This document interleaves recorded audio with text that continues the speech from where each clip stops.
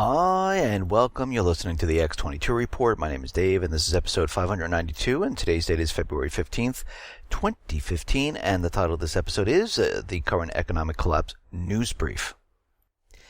Let's get right into the economic collapse news. Now, we understand the Baltic Dry Index is continually dropping. We're down to around 530 points, which is the newest low since August of 1986, and we see that this is taking an impact on manufacturers, goods being shipped into stores, because we have to remember the Baltic Dry Index measures the raw materials that ships carry to manufacturers to produce goods. We also see it's taken its effects on large shipbuilders, and they're reporting about a $3 billion loss as the Baltic Dry Index continually falls, and we see a lot of businesses are being hit by this at this time. Now, we understand back in January of 26 of this year, a drone hit the front lawn of the White House, and of course this was done on purpose because they were looking to pass legislation. And despite all the calls for such regulation, the FAA have been slow to issue them until, guess what, that drone hit the front lawn. And then all of a sudden the next day, President Obama called for a plan to draw up plans to create new laws. And these are the first set of new laws that are coming out. And again, what happens is they start very small, they build up from there. Before you know it, nobody can fly drones. So basically the proposal right now from the FAA would allow small drones, those weighing up to 55 pounds, to fly during daylight hours only.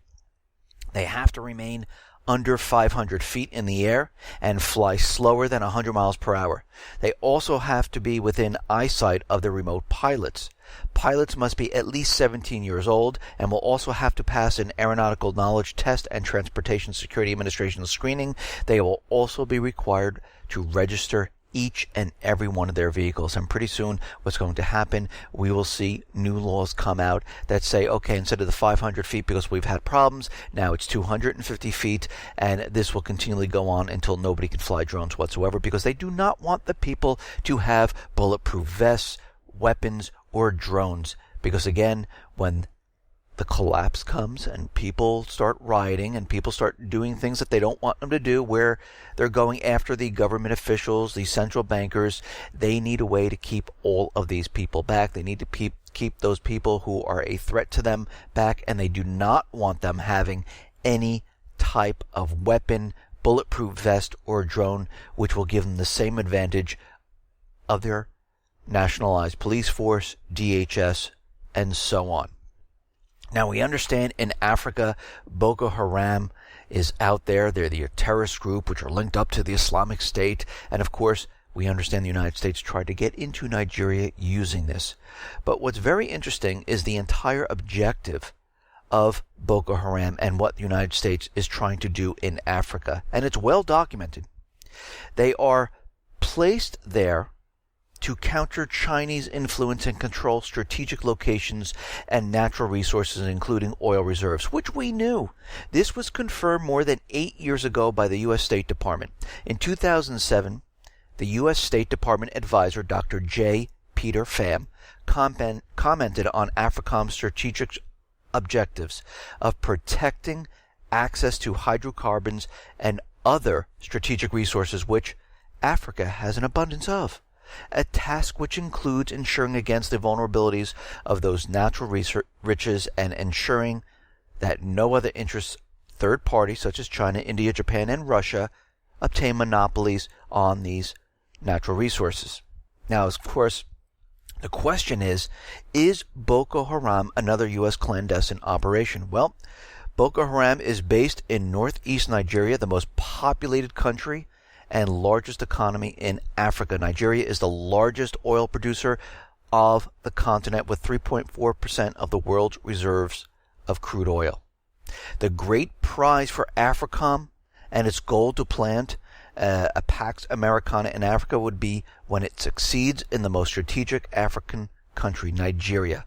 And this is why the United States has been trying to get into Nigeria, but Nigeria has been saying absolutely not. We do not want U.S. troops in here. We can handle the problem, which they are doing. This is where the raging issue of Boko Haram and the widely reported prediction by the United States Intelligence Council of the disintegration of Nigeria was supposed to be by 2015. So here we are in 2015, and they predicted that Nigeria would fall and the U.S. would have to come in there. If we go back to the 1970s and 80s, Nigeria assisted several African countries in clear opposition and defiance to the interests of the United States and its Western allies, which resulted in a setback for Western initiatives in Africa at the time. The Western powers, first and foremost, the U.S., are obviously not willing to let Africans have a multinational army in which they have no leading role. So we can see right now they set up AFRICOM, which was formed in 2000 to contain Nigeria's influence.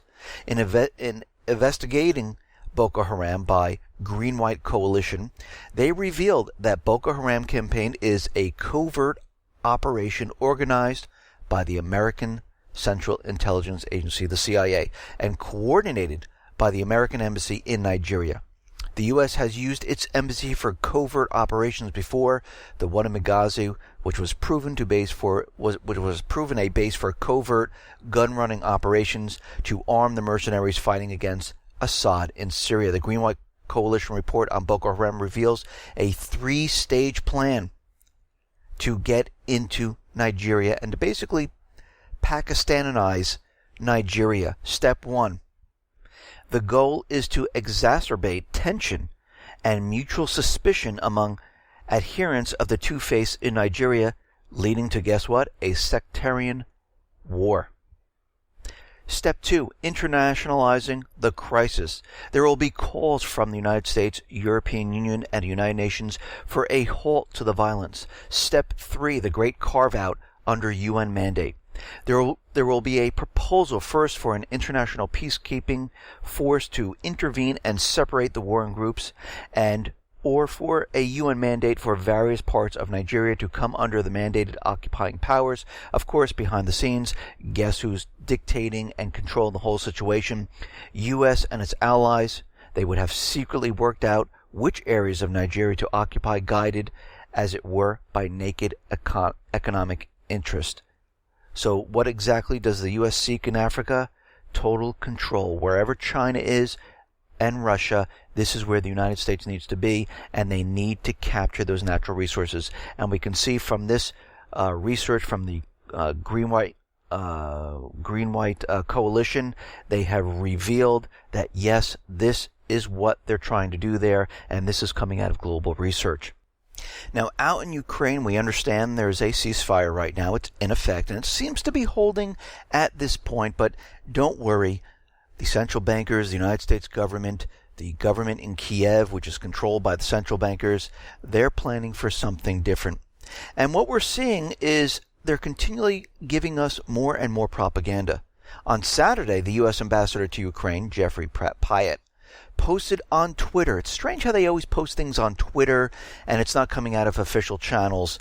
And the things they're posting are just absolutely terrible. What he posted were satellite photos to prove that there are Russian artillery systems stationed about 20 kilometers northeast of Debaltsevo. The images could not be immediately verified. Now again, what we are seeing, and I have them on the X22Report.com site, they are black and white, blurred satellite imagery with white boxes around blackish areas. That's it. You can't see anything. And this is what they push. Now, under that, I put a satellite image which is 3D color and a zoomed in version of an airport to give you some perspective of what a HD satellite image is really all about. And the other images are complete propaganda. I mean, the Russian government is out there saying, are you truly trying to pass this off as satellite imagery? These are 1970 black and white, blurred, box drawn around images that nobody can make out, and this is exactly what they are. And if you really look at these images, and those people on YouTube, I place it on the video, you can see that there is a huge difference between the technology today. I mean, they can zoom in and actually read the writing on a license plate. So when they give us these black and white versions, we know it's complete propaganda. And let me just say, if they're truly going to give us images and show us that Russia's in there, then give us the 3D and I'll say, yes, look, Russia is in there. Here are the weapons. They are definitely in Ukraine. But when you give us black and white, it's very, very hard to believe. Now we can see that Poroshenko and Obama had a phone call on Saturday, and they agreed on further coordination of efforts if things start to fall apart. So they're already planning for something, because Poroshenko was already out there, and he mentioned this many, many times before, that he will impose martial law if they cannot get a ceasefire peace deal together. Actually, it's not even a peace deal, it's a ceasefire. So now that we have the ceasefire, he's saying if the ceasefire doesn't hold, he is imposing martial law on Ukraine, the entire Ukraine. And basically, when he introduces the martial law, this will allow him to basically use the mobilization that they're putting together to try to capture all these regions. And we can see that they are making plans, because they realize eventually what's going to happen is they're going to blame the southeastern people, Russia, for continuing fighting, for not abiding by the ceasefire, and they might even use a false flag to push this forward. Now, will this happen tomorrow? Will this happen in the next couple of days? No, they'll probably let a couple weeks go by, build up their forces, get their covert military assets into Kiev from the United States. If President Obama decides, yes, we're going to send lethal weapons. We see there are a lot of calls to send lethal weapons. Kerry wants lethal weapons in there. We see a general saying, yes, let's bring lethal weapons in there. And we already know for a fact that lethal weapons are already being funneled into this area. We understand that Congress has a bill out there saying, yes, foreign countries can send lethal weapons via the United States. So they're all making preparations and going forward with this. We see Jordan, which I mentioned before. They are getting more U.S. weapons, more aid. They're bringing their troops right up to the border, because there is a major, major offensive going to happen in Iraq into Syria, and they are getting prepared for this right now. They've been getting prepared all along, and what they needed to do over time is to try to convince the American people that the Islamic State is a threat. This is a proxy army of Mossad, Israel, UK, United States, CIA, and other nations. They put it together to create fear and have people think that there's terrorists out there that we need to go get. So right now, Gallup has done a poll, and they're saying that 84% of Americans see the Islamic State as a critical threat. So their job is done. They've used the propaganda. They convinced the majority of the people in the United States and across the world that, yes, there is terrorism and we need to go after them. And this is what they've been building up all this time. This is what we've been reporting on with lone wolves and everything going back a year already. And we can see the United States, even though the authorization for war has not been passed, it doesn't matter. They've sent about 4,000 ground troops into Kuwait. We also realize there is military assets being shipped into major depots in Kuwait, getting ready for a major offensive. And this is 4,000 ground combat troops from Fort Carson's 3rd Brigade are being sent to Kuwait under this new deployment, where they will make up the region's largest collection of U.S. ground troops. And we already understand there's like 5,000 or 6,000 troops already in Iraq, which of course they call advisors, which they're really combat-ready Marines, and we see another 4,000. And once this authorization for war is complete, there will be tons and tons of boots on the ground getting ready for this major offensive. Now, like we said in the past, they've been planning for a division headquarters, which they have set up. They can hold about 30,000 troops. We've already reported that they commandeered an air base, and of course now there's news out there that U.S. is eyeing new air bases where they can set up the troops. And of course, we already know this has been done. This news always comes after they've done everything that they needed to do to set up and support the troops and the planes and the drones. And we've already seen they've done this, and now the news is coming out and reporting that, yes, this is what they're doing. And we can see they're doing this near Erbil in the Kurdistan region in Iraq, and we can see they're getting ready for a major offensive. They're just waiting for the authorization for war, and the green light goes bright and they're ready to go. Now we see there was a shooting in Copenhagen. The question is this another false flag? Is this a remake of Charlie Hebdo? Well, let's go down our checklist to see if they've done everything right. And we see that this script has been followed over and over and over again. They'll claim it was Muslims attacking Jews or free speech. Check. This is what we've seen. The patsies will be well known to the authorities, meaning informants or useful idiots who have been manipulated by professionals. The patsies will have some kind of link to the Islamic State, the so-called created boogeyman that they're using to bring us into war. There will be shootings at 2 separate locations, like we saw it with Charlie Hebdo, and right after that. The shooters will be wearing masks because they'll be special forces professionals, not the Muslim patsies.